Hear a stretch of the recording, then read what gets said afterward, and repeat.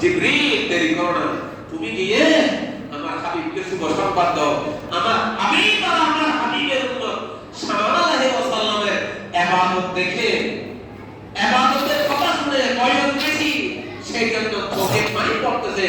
যেহেতু ইবাদত খুব, আমি মাওলার ইবাদত করতে পারতেছে না, সেই জন্য কাঁদতেছে। ওই হায়াতের জন্য কাঁদতেছে না, যে হায়াত বলে সিনেমায় যাবে, বেশ্যাখানায় যাবে, নামাজ পড়বে না, রোজা পড়বে না, সেই জন্য নয়। ওরা তো কাঁদতেছে আমি মাওলাকে রাজি করার জন্য। কথা বলে ঠিক নেবে?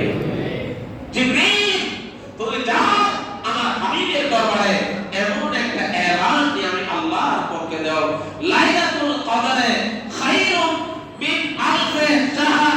সাল্লাল্লাহু আলাইহি ওয়াসাল্লাম 1000 মাস ইবাদত করেছে, আর আমার কামলিওয়ালা নবীর উম্মতকে এমন একটা রাত দান করব, যে রাতের নাম হবে লাইলাতুল কদর।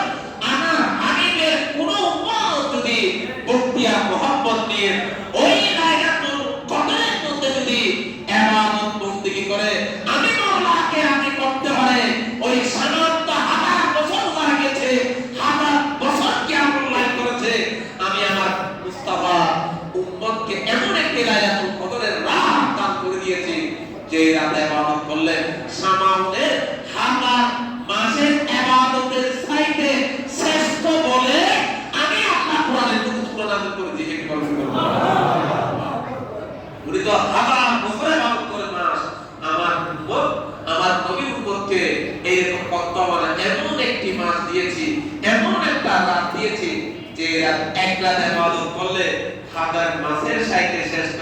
লাইলাতুল কদর খায়রুম মিন আলফি শাহর, খায়রুম মানে উত্তম, এইরকম শ্রেষ্ঠ রাত আমি আমার হাবিব তোমাকে দান করে দিয়েছি। কি বলবো? সুবহানাল্লাহ।